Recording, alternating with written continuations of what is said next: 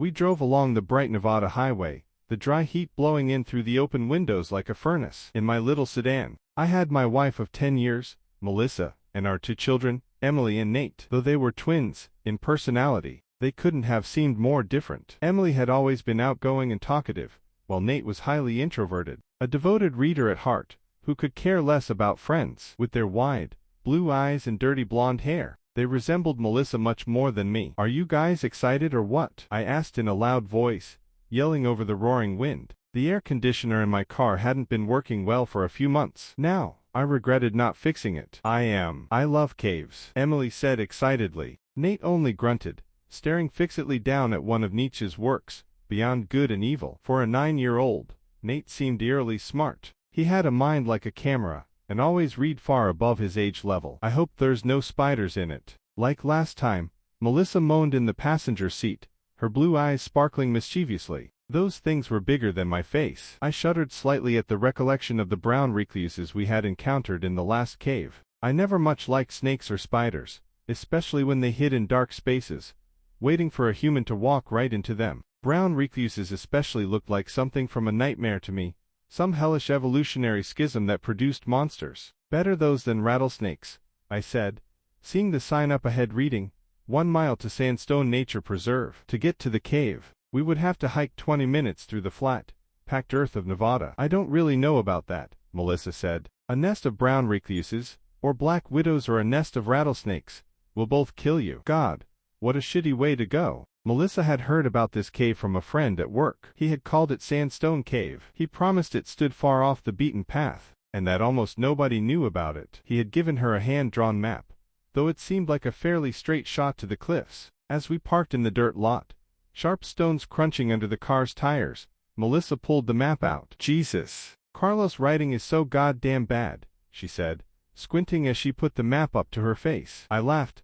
seeing her high cheekbone, pale face squeezed into a ludicrous expression. She gave me a dirty look. "I think you just need glasses," I said, putting an arm around her. Emily laughed in the back, a high-pitched energetic sound that matched her bubbly personality. "My teacher says that, when you get old, your eyes and ears stop working," she said. "Maybe Mom's just too old. Her eyes are falling apart like an old car." "See what you've started," Melissa said, giving me a crooked half-smile. Together, we got out of the car, grabbing supplies from the trunk, headlamps, extra batteries, food, water and a first aid kit. Nate and Emily each took a small pack of their own. If somehow, God forbid, someone got separated, I didn't want them stumbling through the pitch-black cave, clawing and screaming at the darkness like panicked animals. Just the thought sent waves of dread dripping down my spine. We walked quickly and determinedly along the bare dirt trail. It wound its way through the hard-packed earth, serpentine and twisting. Large rocks that looked like they were dropped by giants started appearing along the sides, followed by steeper and steeper cliffs of red sandstone. "This is amazing," Melissa said excitedly. "I can't believe how empty this place is. We have this whole park to ourselves. It's so beautiful here." "It's pretty far off the beaten trail," I answered. "I doubt these trails are even." "Oh, shit," Melissa screamed, jumping back suddenly. I jerked, twisting my head in confusion. Stunted, leafless bushes grew along the dark, cool patches under the cliffs that loomed overhead on both sides. And then I saw it, a dark brown silhouette, curled up into a spiral. It blended in with the sand and shadows. The snake hissed, its forked tongue flicking in and out as it stared between me and Melissa with its slitted reptilian eyes. "A rattlesnake," I said, putting my arms out and pushing the 2 kids back without thinking. I saw the rattlesnake looked young and small, certainly not a full-grown adult.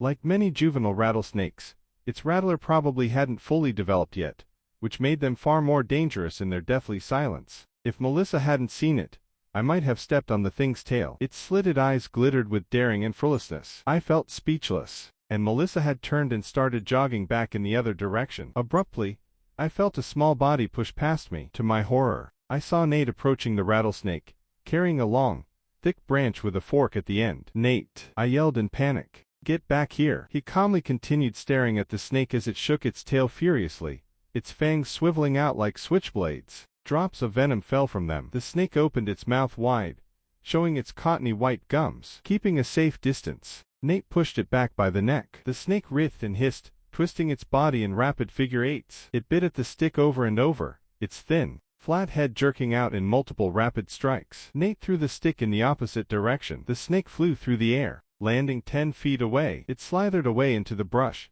disappearing from view within moments. Rattled by the experience, I stood shaking and hyperventilating in the same spot for a long time. Emily had fallen far back with Melissa, their eyes wide and filled with fear. Both of them feared snakes even more than I did. Only Nate seemed totally calm as he surveyed me. "It's gone," he said. "We can go now. I think I can see the opening of the cave from here." Looking up, I realized he was right. A few hundred paces away stood a massive, jagged hole in the shape of a screaming mouth. It reminded me of the cavernous mouth of some toothless old man, magnified to monstrous proportions, black and empty and formed into a silent scream. We walked together in silence. The entrance grew larger with every step. As we drew nearer, I saw it stood nearly 5 times the height of a man. Nate's eyes gleamed excitedly. "When you stare into the abyss stares into you," he said as he stared intently into the screaming mouth of the cave. I glanced at him. "What does that even mean?" I asked, feeling out of my element. "When you stare into the dark recesses of your mind, the meaninglessness and pain and insanity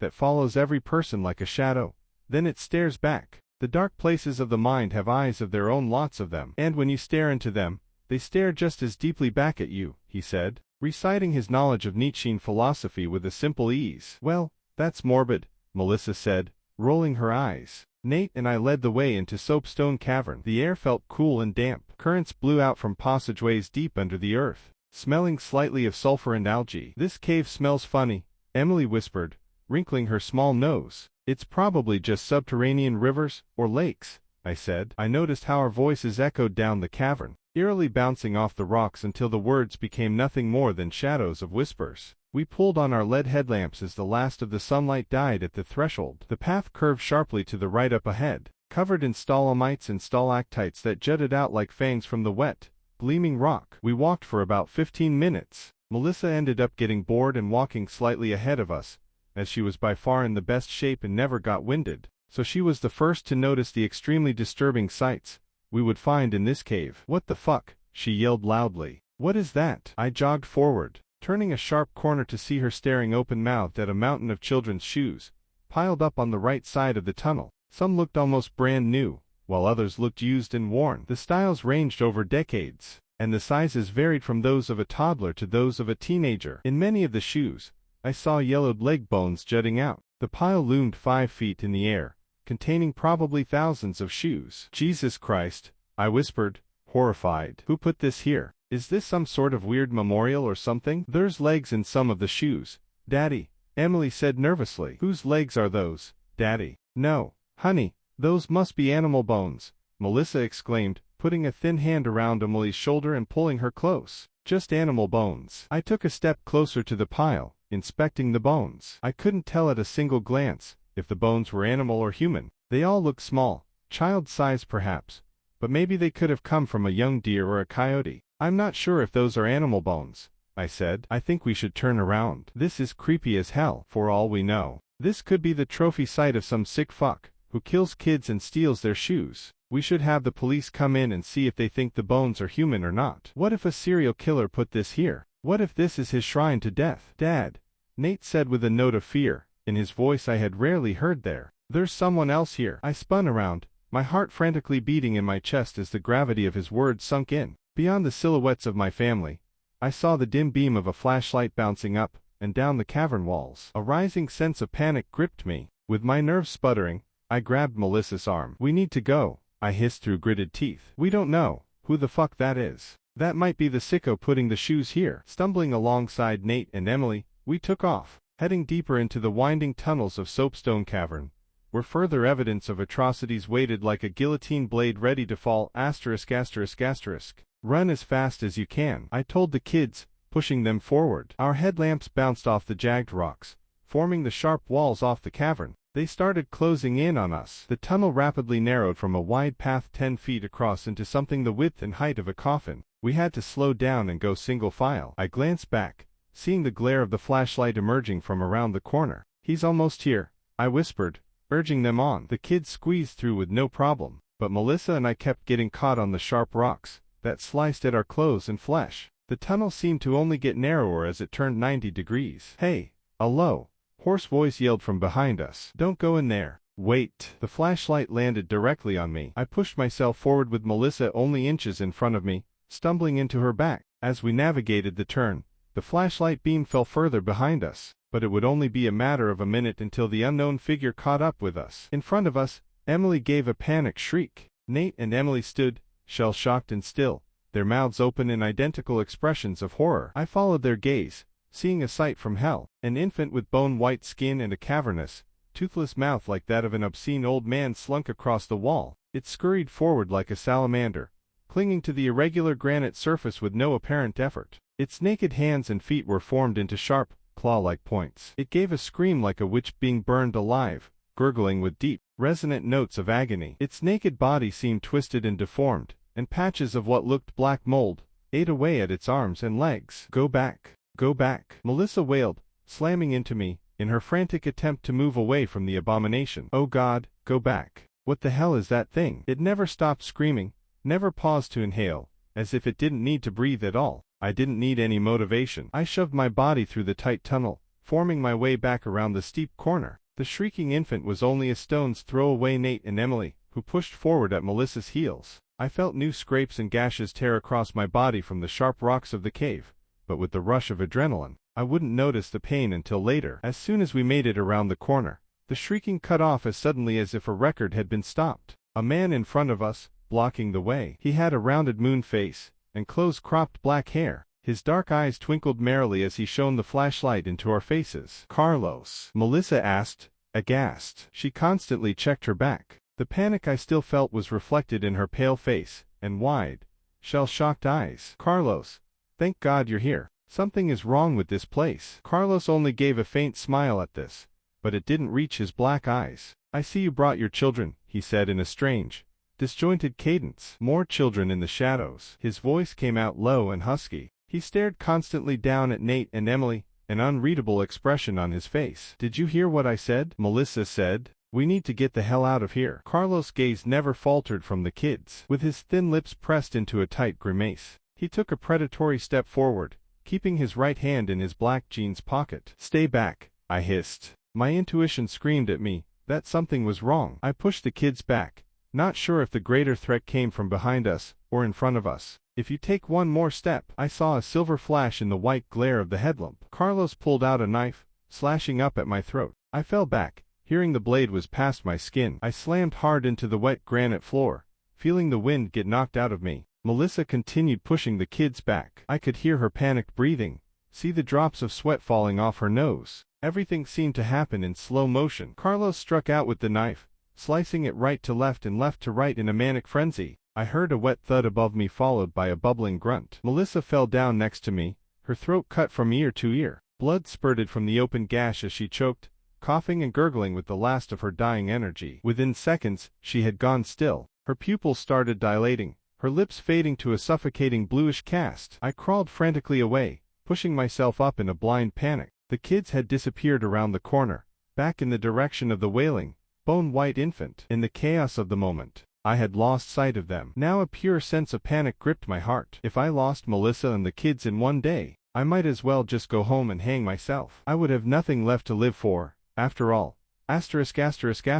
Carlos was a heavy-set man, and he had a difficult time navigating through the tight corners of the passage. Breathing heavily, still in shock over the death of my wife, I ripped my way through, seeing the silhouettes of Emily and Nate far ahead of me. I saw no sign of the strange demonic infant that had crawled the wall like a centipede.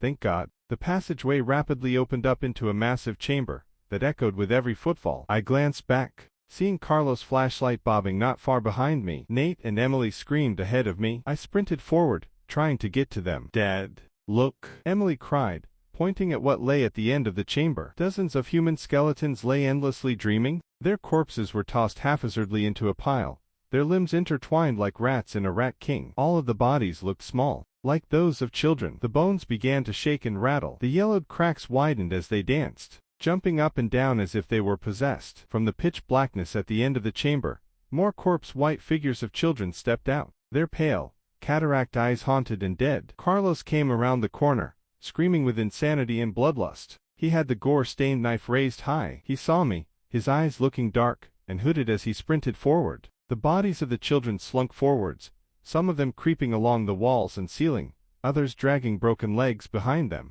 I thought they would come for me, and Nate and Emily, surround us and murder us, but they streamed past us, like a river rushing past a boulder. I saw the scurrying infant slinking along the wall, its cavernous mouth opened wide in a silent scream. It hit Carlos in a blur, shattering his leg with a sickening crack. His knee exploded in a shower of gore and bone splinters. He fell on his side, his sick, confused wailing intensifying as more of the undead children surrounded him. They stood over him like grim reapers, staring down at him with their pale, blind eyes. "You killed us," the tallest of them said. It looked like a teenager, a boy with rotted strips of blue jeans and 80 shirt still hanging to his mummified flesh. His lipless mouth chattered with every word. His voice sounded like an autumn wind, blowing through dry leaves. "But in this place, nothing ever really dies. We live in the shadows here, and it feeds us, and we feed it. And you, too, will feed it." "No," Carlos whimpered, trying to crawl away. "Get away from me. You're dead. I killed you." The teenage corpse gave a grim lipless smile, as the wailing infant slithered forward, towards Carlos' face. It stopped mere inches from it, its white eyes staring blindly into his black ones. Without warning, it started crawling under his body, ripping at his chest with its sharp claws. With a gurgling banshee wail, it widened the hole, snapping the bones like twigs as it shoved its widening abyss of a mouth deep inside. Carlos gave a scream of abject agony and terror as the infant burrowed into his body like a squirming tick. I saw its thin, emaciated legs slipping off the wet cavern floor before they disappeared from view moments later. Carlos coughed up blood, clawing at the spurting wound in his belly and torso, but his movements rapidly lost energy. He stared up sightlessly at the jagged ceiling as his breaths came slower and slower. With a last chattering of teeth and a clenching of fists, he emitted a choking death gasp and lay still. I put my arms around Nate and Emily, pulling us close together. I could feel their small bodies trembling with fear. Their skin felt cold and clammy under my palms. They looked up at me with dilated pupils, looking more like frightened animals than children at that moment. "Daddy, I'm scared," Emily whispered in a quavering voice. "I want to go home." "We'll go home, I promise," I said, thought, in reality, I could do no such thing. For all I knew, we would all die within the next few moments. I was afraid to look up from the faces of my children, afraid to look at the semicircle of undead abominations, staring at us with their milk-white skin and filmy, ghost eyes. "Is this staring into the abyss?" Nate asked. "Am I going to come out on the other side?" I opened my mouth to respond when an icy hand grabbed my shoulder. Its claw-like fingers dug into my flesh, turning me around.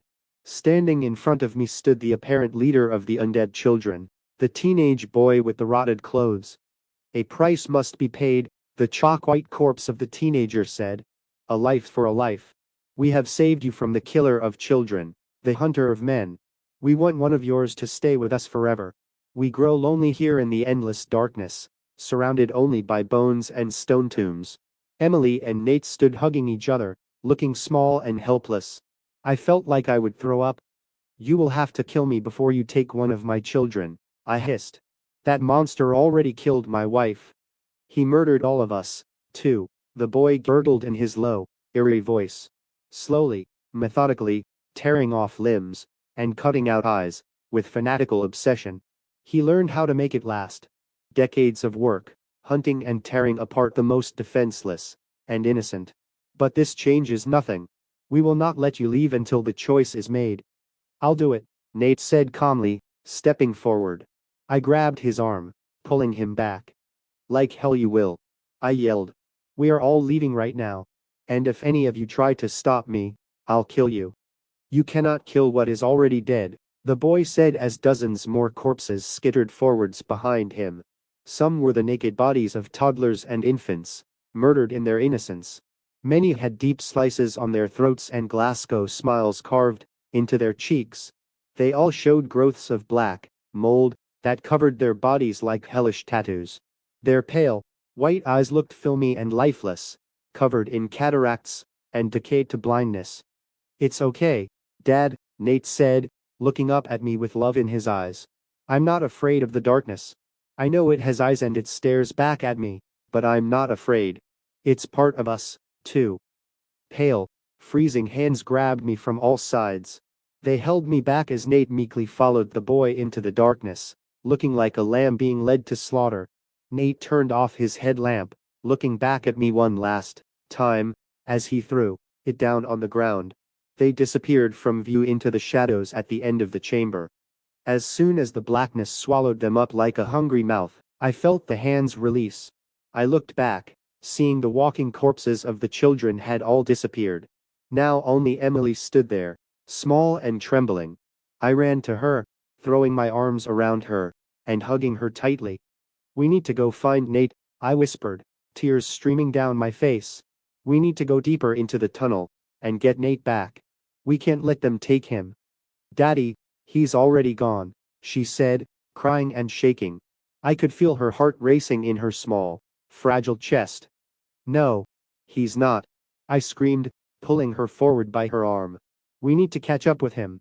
We sprinted through the massive chamber, seeing the passageway abruptly narrow. Ahead of us, the cave suddenly ended in a hole that went straight down into the earth. I shone my light down, trying to see the bottom, but it appeared to go thousands of feet deep.